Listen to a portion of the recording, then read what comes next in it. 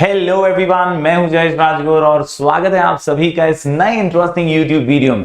दोस्तों, हम पढ़ रहे हैं क्लास 12 का इकोनॉमिक्स न्यू सिलेबस और ये है chapter number 3A demand analysis का पहला वीडियो। दोस्तों, अगर आप इस चैनल पर नए हैं तो जरूर से सब्सक्राइब कीजिए, बेल आइकन दबाइए, क्योंकि यहाँ आपको लगातार ऐसे इंफॉर्मेटिव वीडियोस मिलते रहेंगे। दोस्तों, आप प्लेलिस्ट सेक्शन में जरूर जाइए, वहां आपको चैप्टर वाइज वीडियोस मिल जाएंगे। आप अपनी पढ़ाई वहां से जारी रख सकते हैं, बूस्ट कर सकते हैं अपने परसेंटेज को। साथ ही साथ डिस्क्रिप्शन में लिंक है हमारे करंट ईयर सुपरस्टार बैच का। यह है आर्ट्स और कॉमर्स के स्टूडेंट्स के लिए एब्सोल्युटली फ्री बैच। आपको ढेर सारे रिसोर्सेस यहां पर मिल जाएंगे, जरूर इस बैच को ज्वाइन कीजिए। हमारा टेलीग्राम चैनल ज्वाइन कर लीजिए, नाम है स्काई एजुकेशन ऑफिशियल। जी हां, स्काई एजुकेशन ऑफिशियल। इस चैनल से जुड़ करके आप ढेर सारे फ्री रिसोर्सेस का एक्सेस हासिल कर सकते हैं।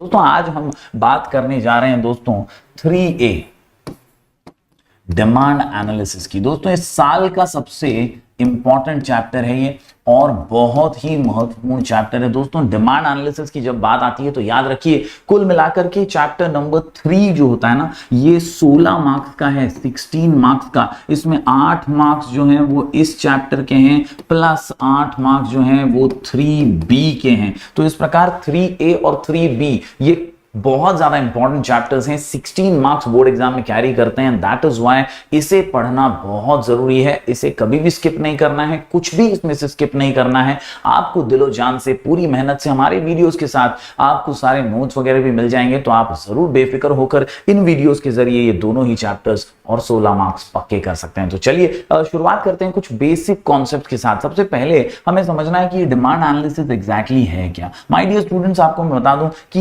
ये हमारे कॉमन कंज्यूमर बिहेवियर की ही स्टडी है, बिहेवियर की ही एनालिसिस है। दोस्तों, मैं आपको बता दूं कि कॉमन कंज्यूमर बिहेवियर अक्सर डिमांड तभी करता है जब वो कई अलग अलग फैक्टर्स को ध्यान में रखता है। दोस्तों, याद रखिए, ये डिमांड एग्जैक्टली है क्या। तो आम भाषा में हम सिर्फ और सिर्फ इच्छा को डिमांड मानने लग जाते हैं। जी हाँ, desire is what we feel is demand. लेकिन हर इच्छा जो होती है वो हमारे मन की डिमांड में कन्वर्ट हो ऐसा जरूरी नहीं है। हर इच्छा डिमांड बदल जाए या डिमांड में बदल जाए ये जरूरी नहीं। कहीं ना कहीं दोस्तों, all desires are not demand. तो वही डिजायर जिसके पीछे एक स्ट्रॉन्ग विल है कि हाँ, मैं इसे पूरा कर सकता हूं, और साथ ही साथ आपके पास वो काबिलियत है कि आप उसके लिए पैसे खर्च कर सकते हैं ना, उसी को डिमांड कहा जाता है। जी हाँ, तो व्हाट एग्जैक्टली डिमांड इज, तो याद रखिए, डिमांड ये चिड़िया है जिसमें डिजायर तो है, इसके साथ साथ विलिंगनेस प्लस आपकी काबिलियत यानी एबिलिटी टू पे भी है। जब आप काबिल हैं, विलिंग हैं और आपके पास एक स्ट्रॉन्ग डिजायर है, तभी आप डिमांड कर सकते हैं किसी चीज को। एक भिखारी है बेचारा और वो सपने बड़े बड़े देख रहा है। वो चाहता है कि BMW गाड़ी हो, गाड़ी के अंदर एक लड़की हो मस्त सी, और हनी सिंह के गाने बजाते हुए वो पूरे शहर में घूमे। लेकिन ये सिर्फ इच्छा ही है, ये ससुरा डिमांड तो नहीं हो सकता है। तो याद रखिए दोस्तों, all desires are not demand. Only a strong desire which is backed by willingness and ability to pay is desire which is converted into a demand। दोस्तों, याद रखिए, डिमांड तभी ही बनती है जब एक स्ट्रॉन्ग इच्छा, विलिंगनेस और एबिलिटी टू पे के साथ बैक की जाए। तो आपको कभी भी कोई पूछे व्हाट इज डिमांड, तो याद रखिए, demand is desire backed by willingness and ability to pay. Desire backed by willingness and ability to pay, desire backed by willingness and ability to pay। दोस्तों, सपने तो सबके होते हैं, हर किसी के होते हैं, लेकिन हर सपना डिमांड में कन्वर्ट हो ऐसा जरूरी नहीं है। और इसीलिए आपको याद रखना है कि यार, विलिंगनेस और एबिलिटी टू पे, आपकी काबिलियत पैसे खर्च करने की और आपकी इच्छा पैसे खर्च करने की भी स्ट्रांग होनी चाहिए, तभी आप किसी चीज को डिमांड कर पाएंगे। उम्मीद करता हूं दोस्तों, ये डिमांड का कॉन्सेप्ट आप समझ गए होंगे। दोस्तों, इसी कॉन्सेप्ट पे आधारित है हमारा ये पूरा चैप्टर डिमांड एनालिसिस। चलिए आज बारीकी से इसी के कुछ गुणों को सीख लेते हैं और कुछ खास कॉन्सेप्चुअल क्लैरिटी हासिल करते हैं। तो दोस्तों, जैसा कि मैंने बताया, ऑर्डिनरी लैंग्वेज में all desires are not demand, और ये डिजायर जो है इसी को इच्छा मान लिया जाता है, लेकिन वाकई में ऐसा नहीं है। डिमांड मीन्स डिजायर, ये ऑर्डिनरी लैंग्वेज में तो समझा जाता है कि डिमांड यानी इच्छा, हमारा डिजायर, मगर एक्चुअल में इकोनॉमिक्स की भाषा में हर डिजायर डिमांड नहीं होता। डिजायर मीन्स एन अर्ज, अर्ज यानी इच्छा, टू हैव समथिंग, किसी चीज को पाना, किसी चीज को हासिल करना, ये एक डिजायर होता है। लेकिन वो आप डायरेक्टली तो नहीं पालेंगे, आपको कुछ ना कुछ तो देना पड़ेगा, उसी के बदले में आपको मिलेगा। So in economics demand means a desire which is backed by willingness and ability to pay. ये जो मैंने आपको एक इक्वेशन के माध्यम से समझाया, यही यहां पर बताया गया है, एग्जांपल के साथ बताया। If a person has the desire to purchase a television set but does not have the adequate purchasing power, उसके पास वो काबिलियत ही नहीं है कि वो टेलीविजन सेट खरीद सके। इच्छा तो है, सबकी होती है, अपनी अपनी अलग अलग इच्छाएं होती हैं कि यार मेरे पास बंगला हो, गाड़ी हो, बैंक बैलेंस हो, लेकिन मेरे पास तो सिर्फ। तो कहीं ना कहीं दोस्तों ये बहुत सिंपल सी बात है कि इच्छाएं डिमांड नहीं होती। इच्छा के साथ क्या होना चाहिए भाई, तो इच्छा के साथ साथ होना चाहिए willingness to purchase and ability to pay भी होना चाहिए। एडिक्वेट परचेजिंग पावर होगा तो ही वो डिमांड में कन्वर्ट होगा, then it will be simply a desire and not a demand if there is no willingness and no ability to pay. Thus demand is an effective desire. Effective desire म्हणजे काय, effective desire म्हणजे ज्याच्या सोबत तुमची ability सुद्धा आहे, ability to pay भी है, विलिंगनेस भी है, तभी डिजायर डिमांड बन सकता है। दोस्तों ये जो आखिर में लिखा है ना, ये आप मार्क कर लीजिए, all desires are not demand, all desires are not demand, all desires are not demand. जी हाँ दोस्तों याद रखिए, all desires are not demand, बिल्कुल बखूबी आपको याद रखना है कि सभी डिजायर्स डिमांड नहीं होते। 4 मार्क के लिए कई बार अलग से अग्री डिसएग्री गिव रीजंस में भी पूछा जा सकता है ये पर्टिकुलर क्वेश्चन,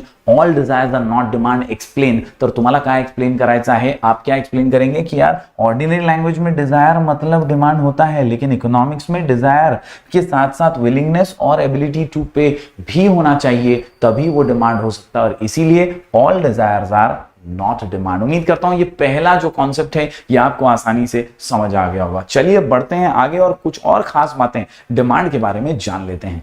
तो दोस्तों कुछ इंपॉर्टेंट कॉन्सेप्ट्स की ओर बढ़ते हैं। पहला कॉन्सेप्ट है इंडिविजुअल डिमांड का। जी हां, 2 कॉन्सेप्ट्स हम पढ़ने जा रहे हैं, एक है individual demand and the other one is market demand. दोस्तों ये 2 कॉन्सेप्ट बड़े ही सिंपल और बड़े ही आसान से हैं, और दोनों ही आपको जड़ी बूटी की तरह पूरा चैप्टर समझाने में सक्षम है। आपको बिहेवियर भी समझ जाएगा, पैटर्न भी समझ जाएगा, और साथ ही साथ आप ये भी समझ पाएंगे कि यार एग्जैक्टली इस चैप्टर में क्या है। पूरे चैप्टर का सार इन 2 कॉन्सेप्ट में, छोटे से बड़े आसान से एकदम ईजी से कॉन्सेप्ट हैं, और दोनों के लिए एक ही मंत्र है मेरे पास। इस मंत्र से आप पूरा चैप्टर समझ जाएंगे। एक ही चीज याद रखिए, क्या याद रखेंगे, प्राइस नीचे डिमांड ऊपर। क्या याद रखेंगे, प्राइस नीचे डिमांड ऊपर, प्राइस नीचे डिमांड ऊपर, प्राइस नीचे डिमांड ऊपर, प्राइस नीचे डिमांड ऊपर। इसके अलावा प्राइस ऊपर डिमांड नीचे, प्राइस ऊपर डिमांड नीचे। बहुत ही सिंपल सा कॉन्सेप्ट है दोस्तों, एकदम सरल भाषा में, कि जब प्राइस नीचे गिरता है यानी कम होता है तो डिमांड बढ़ती है।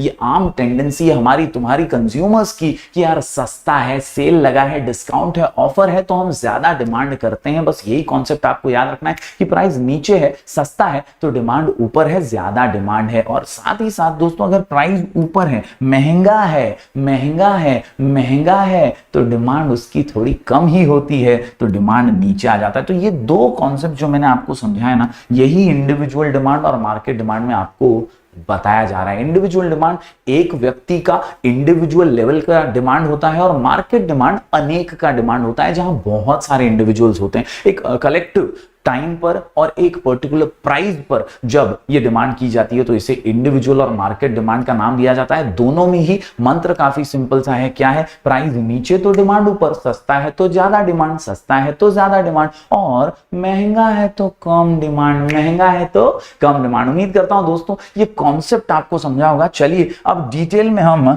हमारे स्लाइड्स पर जाते हैं और इंडिविजुअल डिमांड के स्केड्यूल को और डायग्राम को भी समझ लेते हैं मार्केट डिमांड के साथ साथ। तो इंडिविजुअल डिमांड की जैसे मैं बात कर रहा था, ये एक का डिमांड है, एक व्यक्ति का डिमांड है, और इसीलिए इसे इंडिविजुअल डिमांड कहते हैं। Individual demand is the quantity of a commodity demanded by a consumer, demanded by a consumer. A consumer म्हणजे एक कंज्यूमर द्वारा एक टाइम पर एक प्राइस पर डिमांड जो किया जाता है ना, उसी को हम कहते हैं इंडिविजुअल डिमांड। दोस्तों यहां पर हम इस टेबल के माध्यम से, जी हां, इस टेबल के माध्यम से पूरा कच्चा चिट्ठा समझने वाले हैं। मंत्र बस याद रखिए, मंत्र क्या था हमारा मंत्र बड़ा ही सिंपल था। यहां पे मैं लिख देता हूं, प्राइस ऊपर डिमांड नीचे, प्राइस नीचे तो डिमांड ऊपर।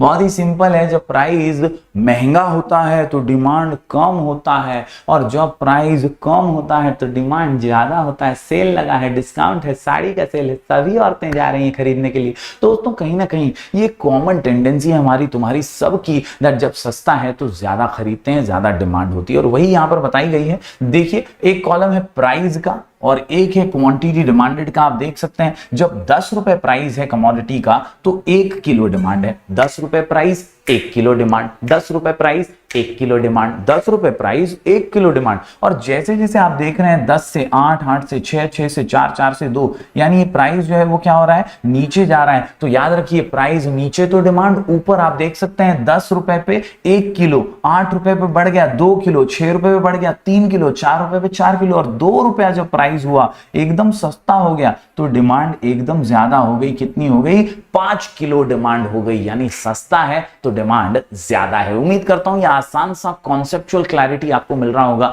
इंडिविजुअल डिमांड हो या मार्केट डिमांड, हर एक में याद रखिए प्राइस नीचे तो डिमांड ऊपर, प्राइस ऊपर तो डिमांड नीचे। बस यही कॉन्सेप्ट है, पूरे चैप्टर में आपको याद रखना है। उम्मीद करता हूं ये कॉन्सेप्ट आप समझ गए होंगे। बढ़ते हैं आगे और अगला स्केड्यूल भी देख लेते हैं। जी हां दोस्तों, अगले स्केड्यूल की बात करूं तो ये है हमारा मार्केट डिमांड स्केड्यूल, और मार्केट डिमांड में भी मंत्र तो यही फॉलो होगा, क्या, प्राइस ऊपर है तो डिमांड नीचे है भैया, और प्राइस नीचे है तो डिमांड ऊपर है भैया।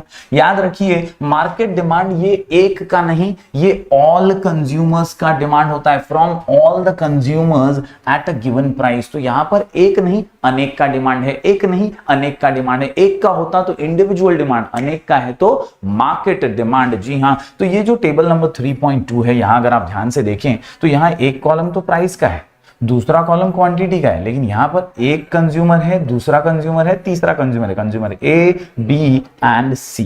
दोस्तों आखिरी कॉलम है मार्केट डिमांड का, और इसमें ए प्लस बी प्लस सी कर दिया गया है। तो कुछ भी हार्ड एंड फास्ट नहीं है, सिर्फ इंडिविजुअल वाले में एक की डिमांड थी, यहां पर 3 लोगों की डिमांड को टोटल कर दिया गया है बस। तो कैसे किया है, 10 रुपए प्राइस है भाई, प्राइस कितना है 10 रुपए, और ये 10 रुपए पे ए जो है हमारे ए भाई साहब 5 किलो डिमांड कर रहे हैं, बी भाई साहब जो हैं ये 10 किलो डिमांड कर रहे हैं, और सी 15 डिमांड कर रहे हैं। तो 10 रुपए पे मार्केट का डिमांड कितना, ए प्लस बी प्लस सी, यानी 5 प्लस 10 15, 15 प्लस 15 30। सिंपल। यानी पहले आप देख सकते हैं कि 10 रुपए जब प्राइस है तो 30 किलो डिमांड है, यानी मार्केट डिमांड, टोटल डिमांड जो है वो कितना है, 30 किलो। ऐसे ही जब आप देखते हैं 10 रुपए से प्राइस धीरे धीरे कम होता है और 2 रुपए तक पहुंच जाता है, तो आप देखिए 2 रुपए पे ए जो कंज्यूमर है वो 25 केजी डिमांड कर रहा है, बी 30 केजी डिमांड कर रहा है, और सी 35 डिमांड कर रहा है। इन तीनों को हम टोटल कर दें तो हो जाता है 90 केजीज, और 2 रुपए पे 90 केजी हमारी मार्केट डिमांड हो जाती है। तो बड़ा ही सरल भाषा में आपको मैंने समझा दिया कि यार जब एक व्यक्ति की डिमांड है तो वो इंडिविजुअल डिमांड होती है, और 2, 3, 4 अनेक व्यक्तियों की डिमांड होती है तो उसे मार्केट डिमांड कहा जाता है। When we add up all the demands together it is called as market demand. अब इसका डायग्राम भी देख लेते हैं दोस्तों, आसान से कॉन्सेप्ट के साथ साथ आसान सा डायग्राम भी है। आपको हमेशा याद रखना है दैट डिमांड कर्व जो होता है it slopes downwards, it slopes downwards. फिर वो इंडिविजुअल हो या मार्केट डिमांड हो, दोनों में ही ये स्लोप जो है ये कैसा है, ये डाउनवर्ड्स स्लोप है। कैसा स्लोप है, ये डाउनवर्ड स्लोप है। और कुछ भी आपको टेंशन लेना नहीं है, नीचे क्वांटिटी डिमांड, बाजू में प्राइस, एक्स एक्सिस पे क्वांटिटी डिमांड है, वाई एक्सिस पे प्राइस है, और जो आपने आपके शेड्यूल के अंदर टेबल्स के अंदर आपको मैंने दिखाया प्राइस और डिमांड का रिलेशन, वही यहां पर फॉलो हो रहा है। रिलेशन बहुत सिंपल है, प्राइस ऊपर है तो डिमांड नीचे है, प्राइस नीचे है तो डिमांड ऊपर है। बस यही रिलेशन आसानी से फॉलो किया जा रहा है। आपको क्या क्या याद रखना है कि डिमांड कर्व का नाम है डीडी, ये स्लोप होता है downward from left to right, ये फिलिप्स में भी आता है। इंडिकेट क्या करता है कि भाई रिलेशनशिप जो प्राइस और डिमांड का है वो कैसा है, इनवर्स रिलेशन है। कैसा रिलेशन है, इनवर्स रिलेशन है। इनवर्स यानी उल्टा रिलेशन है, बहुत ही सिंपल है। प्राइस ऊपर है तो डिमांड नीचे है, प्राइस नीचे है तो डिमांड ऊपर है। बस यही रिलेशन को इनवर्स रिलेशन कहा जाता है। उम्मीद करता हूं आपको ये पूरा कॉन्सेप्ट आज समझ में आ गया होगा। आज हमने पढ़ा व्हाट इज डिमांड, याद रखिए desire which is backed by ability and willingness to pay is demand. इसके अलावा हमने दो महत्वपूर्ण कॉन्सेप्ट पढ़े, individual demand and market demand. जरूर आपको समझ में आया होगा इस मंत्र के जरिए, प्राइस ऊपर तो डिमांड नीचे और प्राइस नीचे तो डिमांड ऊपर। ये जरूर समझ में आ गया है तो कमेंट में लिख दीजिएगा yes sir, done done done done. उम्मीद करता हूं आप ऐसा ही प्यार बरकरार रखेंगे, वीडियो को ज्यादा से ज्यादा शेयर करेंगे, लाइक करेंगे और अपना प्यार बरकरार रखेंगे। हम मिलेंगे फिर एक बार कुछ और नए वीडियोस के साथ, तब तक के लिए do like share and subscribe.